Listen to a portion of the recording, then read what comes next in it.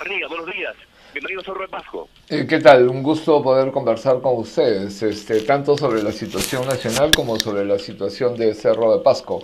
En términos de los acuerdos de gobernabilidad a nivel nacional, creo que todavía no tenemos información suficiente para hacer el balance porque la información sale por año calendario y en términos de gestión no hay información completa entonces para lo que es el 2017 y como usted sabe 2016 fue mitad-mitad.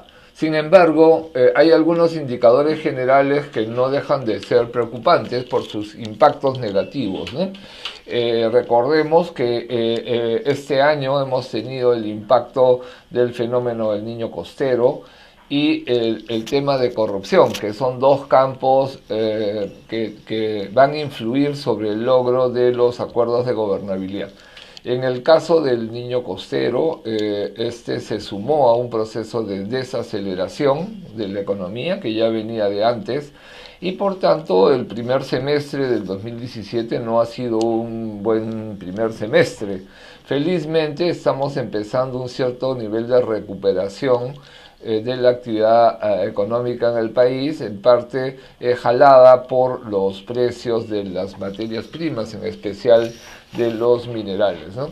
Y en términos de corrupción, también esto ha tenido un efecto negativo sobre la actividad económica, porque obviamente el caso Lavallato, que involucra a varias empresas, la más mencionada es Odebrecht, pero no es la única, ha afectado todo el funcionamiento del sector construcción, que ha estado prácticamente parado, ¿no? en estos meses y recién empieza a tener señales de un nivel de actividad. Entonces, yo diría que el balance todavía, lo que nos dice es que hay todavía mucho por hacer. ¿Quiénes integran la mesa en el Comité Ejecutivo Nacional? ¿Esto solamente los ministerios, confederaciones, algunas asociaciones? ¿Qué podría comentarnos? Sí, en el Comité Ejecutivo Nacional hay representación del Estado y de la sociedad civil. Por el lado del Estado integran el Comité Ejecutivo los principales ministerios, Presidencia, Economía, los ministerios sociales, o sea, MIDIS, Educación, Salud, Mujer. Y también están los ministerios de trabajo, también están los ministerios de la producción, está Energía y Minas, está Agricultura, y Produce, son parte del Comité Ejecutivo Nacional. Y por el lado de las organizaciones de sociedad civil y de la cooperación, está CONFIEP, está la Sociedad Nacional de Industrias, está la CGTP en representación de los trabajadores, están las ONGs nacionales representadas por la ANC, una plataforma amplia de sociedad civil que es la CONADES, la Conferencia Nacional sobre Desarrollo Social, están las ONGs internacionales con presencia en el país. Las confesiones religiosas están representadas en el Comité Ejecutivo a través de católicos y evangélicos.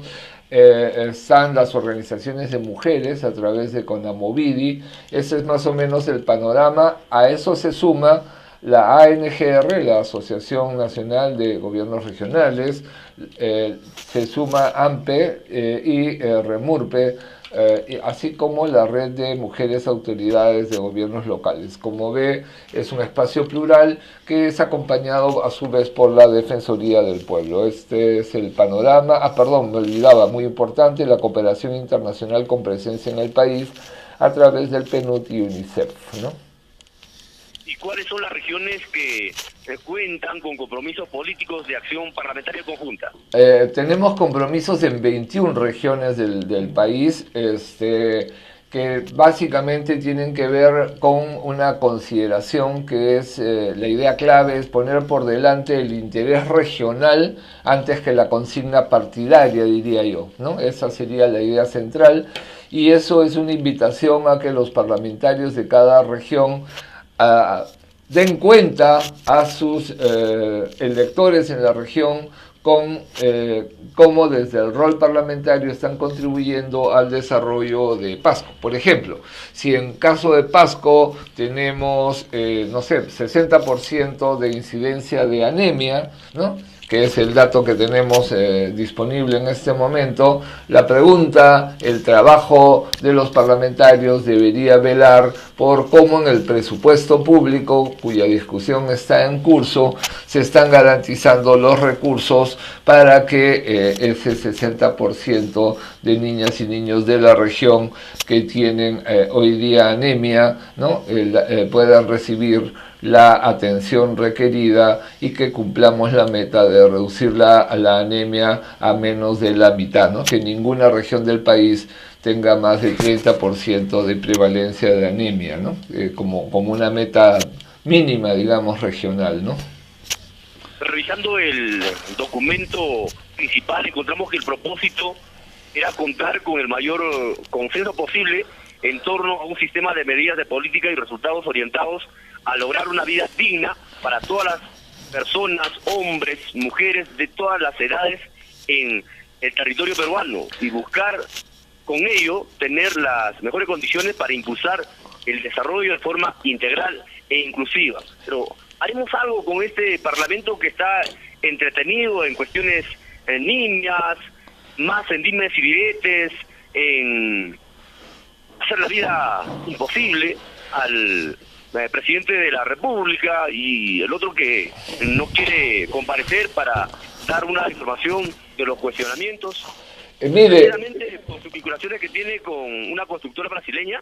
A ver, mire, en el caso del rol de la mesa es poner por delante los desafíos y los temas que nos unen, y esos son los acuerdos de gobernabilidad.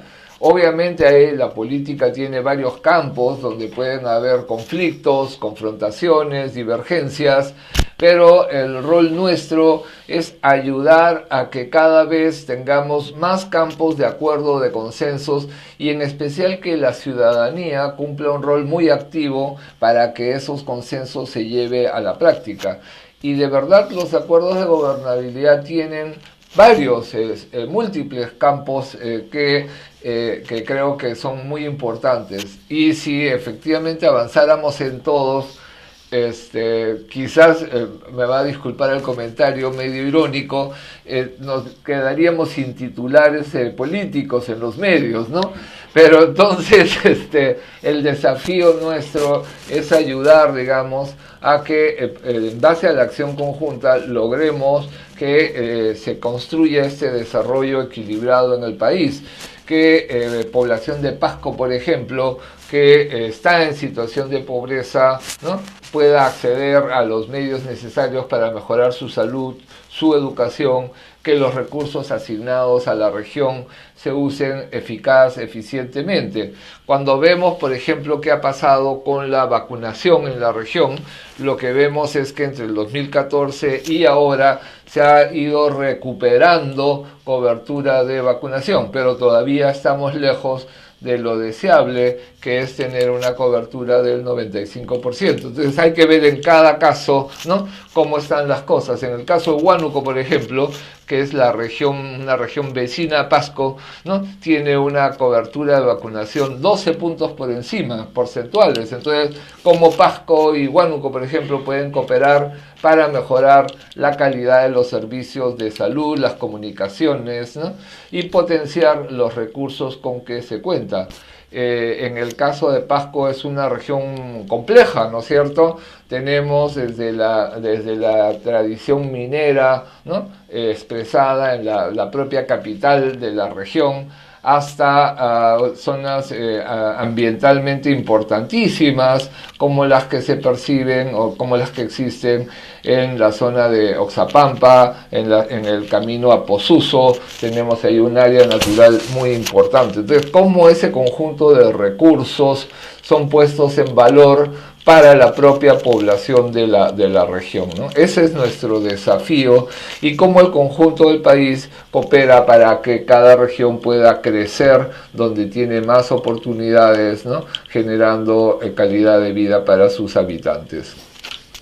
Siendo presidente de la Mesa de Concertación, señor Federico Arnía Lacer, recordemos a la opinión pública que estas propuestas están alineadas con las políticas del Estado al Acuerdo Nacional en la Agenda 2030 y tenemos que todos colaborar para que se logre los objetivos centrales de tener un Estado más dinámico y que haga el seguimiento sostenible, la sociedad civil.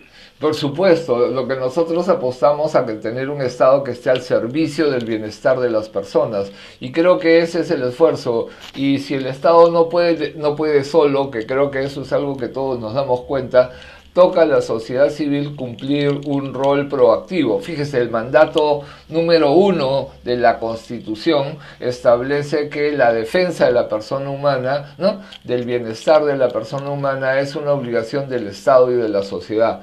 Y usted ha citado correctamente un desafío que nos trasciende como país, que es la Agenda 2030, que es el compromiso no solamente del Perú, sino de todos los países del mundo, ¿no?, por lograr que al año 2030 podamos revertir varios de los problemas que hoy día está presentando el mundo. El más significativo de todos es el tema del cambio climático, que está incrementando los fenómenos naturales adversos. Pueden ser lluvias, pueden ser sequías, ¿no?, extremas, y eso está afectando las oportunidades de desarrollo. Fíjese, hemos tenido incendios forestales en zonas en el Perú que no teníamos tradicionalmente este tipo de problemas, ¿no?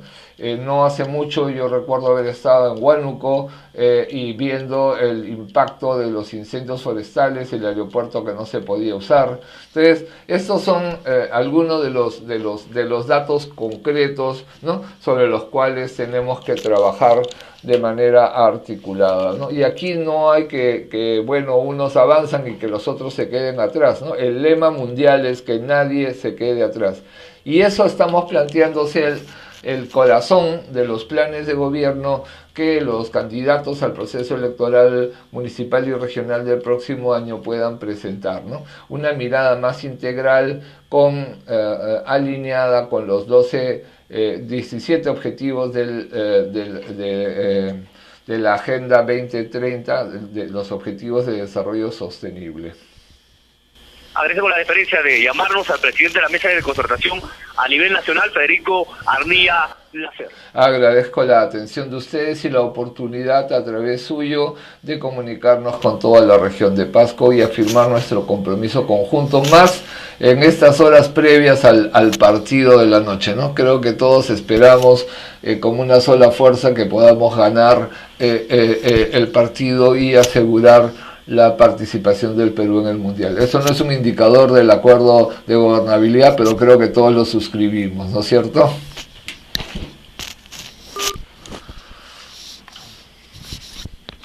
Ya. 8 de la mañana, 15 minutos. Bienvenidos a debate. Hoy es viernes 10 de noviembre de 2017. Toda la información en esta mañana de noticias de Estudio 5. Estamos en comunicación con el presidente de la Mesa de Concertación para la lucha contra la pobreza, el sociólogo Federico Arnía Láser, para hablar de importantes temas. Gracias a Radio Enlace del Perú. Sociólogo, muy buenos días, bienvenido. Buenos días y una buena oportunidad para saludar a toda la región de Huánuco, ¿no? En especial en estas horas de expectativa por el partido. Bueno, sí. El país ha retomado cierta esperanza, ¿no? Le ha cambiado los ánimos del país. Así es.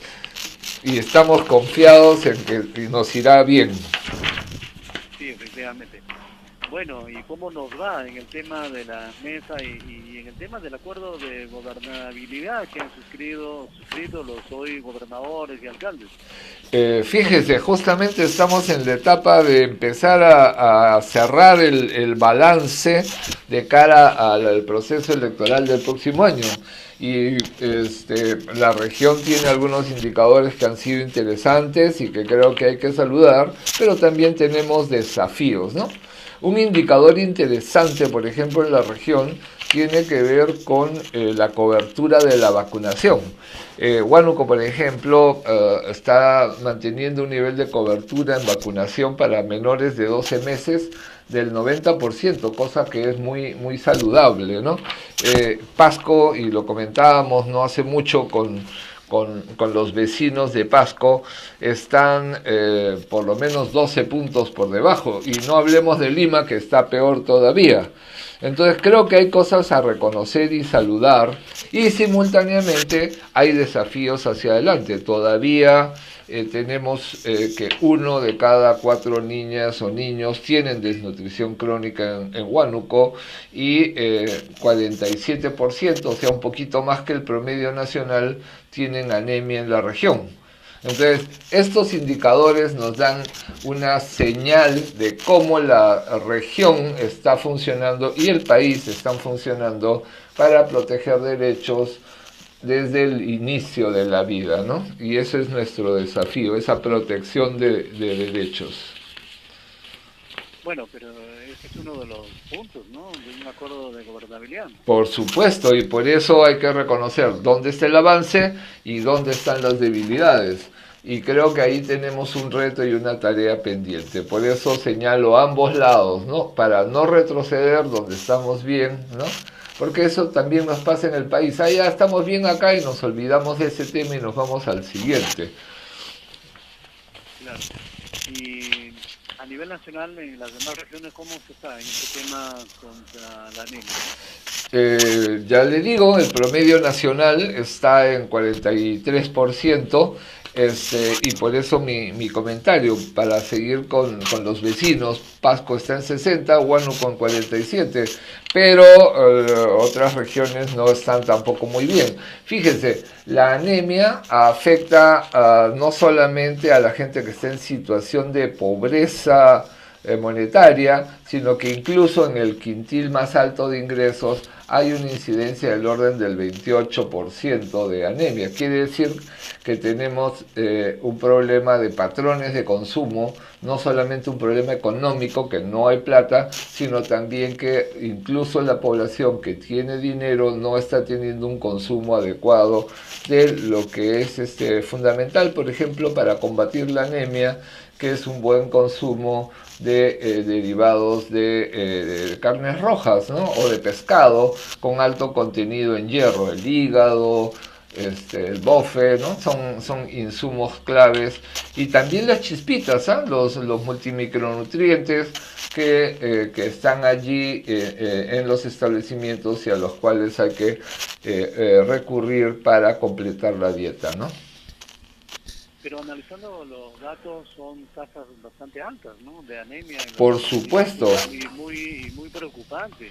Por supuesto, y por eso es que, fíjese, nosotros como espacio de concertación cumplimos un rol de llamado de atención y de invitación a la acción. Por eso lanzamos la campaña Anemia No en su momento.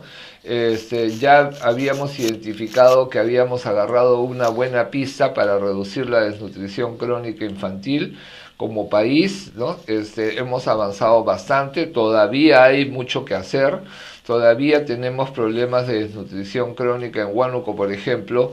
1 de cada 4 niños menores de 5 años tiene o presenta desnutrición crónica infantil, pero se nos estaba quedando el tema de la anemia. Entonces hay que trabajar sobre esos dos puntos, ¿no? Y ahí prácticas de higiene, lavado de manos, ¿no?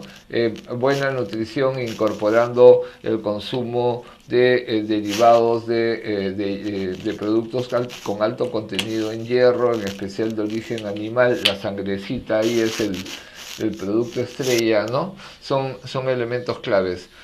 Lo que nos dicen estos problemas es que todavía tenemos que mejorar condiciones de vida de la población. Por eso es una especie es como cuando uno dice, ahí hay humo, quiere decir que hay fuego, ¿no es cierto? La anemia es el humo, nos dice que tenemos problemas, ¿no?, en la calidad de vida de nuestra gente desde el inicio de la vida. Bueno, y la pregunta, pues, duda de fondo es, ¿y los programas sociales no están contribuyendo, no tienen el impacto correspondiente?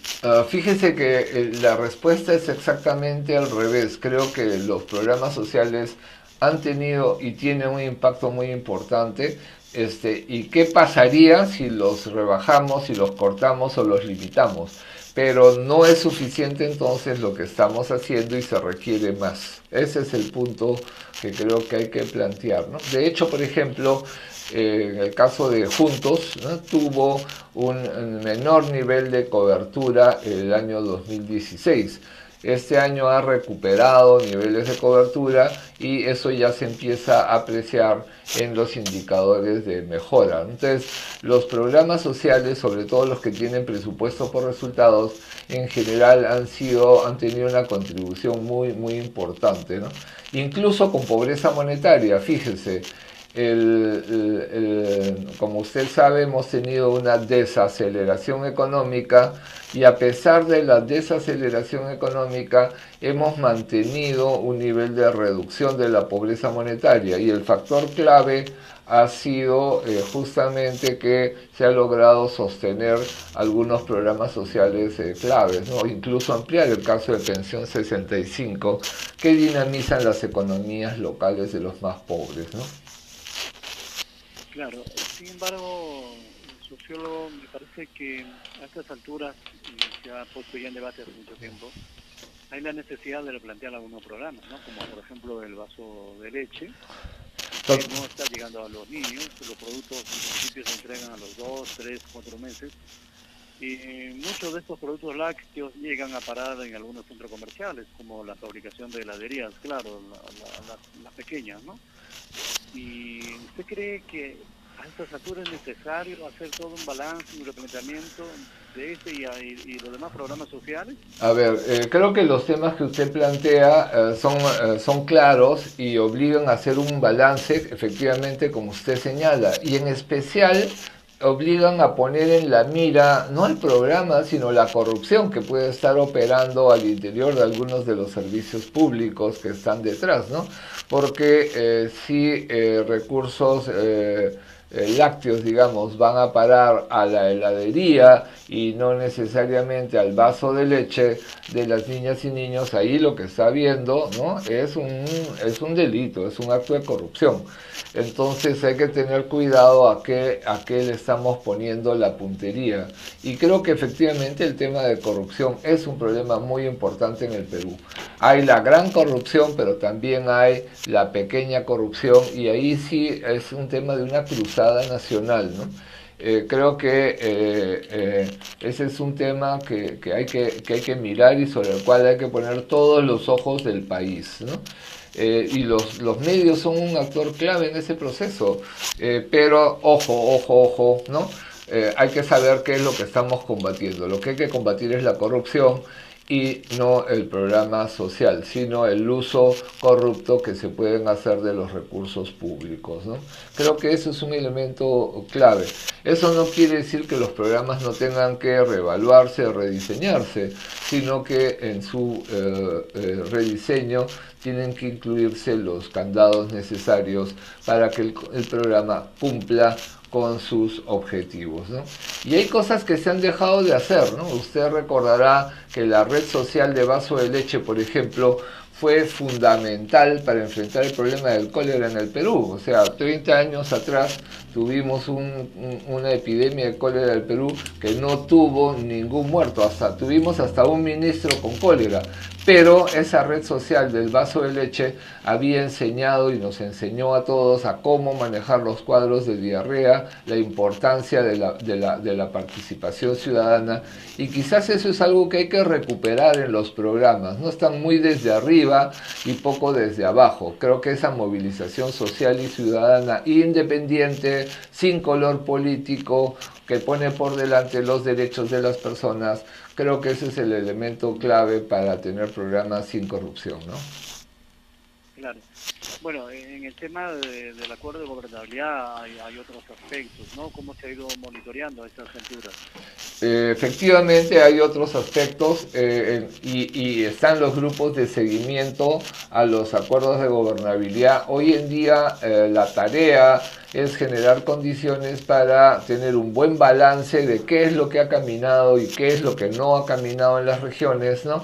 Para que el próximo año en el proceso electoral, con base en el balance balance del acuerdo de gobernabilidad, podamos entonces plantear los cambios y la orientación del nuevo acuerdo de gobernabilidad. Fíjese, nosotros lo que estamos proponiendo en el país es que usemos como marco de referencia la Agenda 2030, los Objetivos de Desarrollo Sostenible. Ese es un compromiso del Perú y de todos los países del mundo, nos da una visión de largo plazo al 2030 y entonces en ese marco con indicadores estandarizados a nivel internacional podamos fijar las metas que en cada región nos planteamos para los 17 objetivos que hay para el mundo, ¿no? Y que se traduce en acuerdos muy específicos. Y entonces en cada región, y ya lo estamos haciendo, estamos empezando a evaluar cuáles son los temas de primerísima prioridad, de urgencia para la región y que deben ser el contenido central del acuerdo de gobernabilidad. Ahora, yo le digo, y por eso empecé destacando, por ejemplo, como hay una buena cobertura en vacunas, entonces hay que sostenerla, ¿no? Eso es un tema clave. Estamos mal en anemia o no estamos suficientemente bien en anemia, entonces ahí hay que actuar. ¿Cómo estamos con el tema climático? Eso también es un tema a mirar. ¿Cómo nos está yendo en Huánuco respecto a el tema del desarrollo rural? ¿Qué pasa con nuestros productores en el campo? ¿Cómo los capitalizamos? ¿Cómo mejoramos su acceso al mercado? Todos y cada uno de estos temas, ¿no?, son parte de esta agenda. La seguridad alimentaria, por ejemplo, es un tema fundamental y la región puede cumplir un rol muy importante para alimentarse ella y para contribuir a la seguridad alimentaria nacional. Fíjese, estamos abriendo varios campos, ¿no? Cambio climático, desarrollo productivo, ¿no?, calidad de vida de las personas, logros de aprendizaje, son participación, cero corrupción, son áreas en las cuales los acuerdos de gobernabilidad deberían tomar compromisos políticos firmes con una ciudadanía, ¿no?, activa y con, por supuesto, el rol de los medios de comunicación llamando nuestra atención sobre los puntos débiles, ¿no? Claro, ¿y cuál es el rol de la mesa hoy en estos tiempos a propósito, sociólogo? Nuestra tarea de estos días tiene que ver con dos cosas. Estamos entregando al Congreso de la República algunas propuestas para la ley de presupuesto y nos preocupan en especial dos campos, ¿no? En el tema del presupuesto, uno que nos preocupa es el de la transparencia. Sentimos y podemos ver una pérdida de transparencia en los sistemas de información público para el seguimiento del gasto. Y eso es un tema que es clave, porque si no hay transparencia, el riesgo de corrupción no es mayor. Entonces ese es un punto para poder seguir la ejecución de los proyectos de inversión, para poder seguir el gasto público. Entonces hay varias propuestas para reforzar transparencia. Y el otro tema al que le hemos dado prioridad en este proceso tiene que ver con temas de salud. Nos parece que salud es un área de preocupación de toda la población y allí nos interesan temas que, por ejemplo, para la región son importantes, ¿no? El tema de embarazo adolescente nos parece que es un tema que hay que atender, el tema de protección contra la violencia que afecta a niñas y niños y obviamente a mujeres, también es un tema que hay que darle prioridad, y los servicios entonces de salud física, de salud mental, son parte del área de preocupación. Esos son algunos de los temas sobre los cuales se están alcanzando propuestas. Entonces, transparencia, ¿no?, en el acceso a la información para poder ver que los proyectos se terminen exitosamente y no que nos digan que han gastado mucho, pero al final el agua no sale por el caño, ¿no es cierto? Quedan los tubos enterrados, ¿no? Pero la gente se queda sin servicios. Entonces la inversión hay que monitorearla adecuadamente y el gasto público sin corrupción y garantizando servicios de calidad, ¿no? Esos son nuestras propuestas que tienen consenso de todas las partes y que estamos entregando en la fecha. ahí está la agenda del corto plazo, ¿no? Bueno, sí, y sobre la participación ciudadana, los consejos de coordinación local, regional, las veedurías, ¿funcionan? ¿Cómo están? Ahí yo creo que hay que preguntarle a la sociedad civil. Yo creo que se ha dejado vencida en esa cancha, ¿no? Se han cansado antes de tiempo. Yo creo que hay un problema con la autoridad que no está cumpliendo necesariamente su rol de poner la información, de convocar, ¿no? de tomar en cuenta y de rendir cuentas, ¿no? a la sociedad civil sobre lo que se hace, pero también hay un tema de debilitamiento de algunas de las estructuras de organización de la sociedad civil, de iniciativa y de propuesta. Felizmente estamos percibiendo también un proceso simultáneamente de recuperar iniciativa, de recuperar preocupación y de relanzamiento de iniciativas y propuestas, ¿no? Entonces, nada es blanco todo o negro todo. En este caso hay elementos a favor y creo que lo más importante es recuperar esos espacios. Fíjese, la Constitución del 93 tiene dos reformas sustantivas, ¿no? Uno es la de prohibir la reelección presidencial y la segunda es un régimen de descentralización que es con plan de desarrollo concertado y con presupuesto participativo. El plan de desarrollo concertado es un mandato constitucional y los ciudadanos y ciudadanas y las autoridades, ¿no?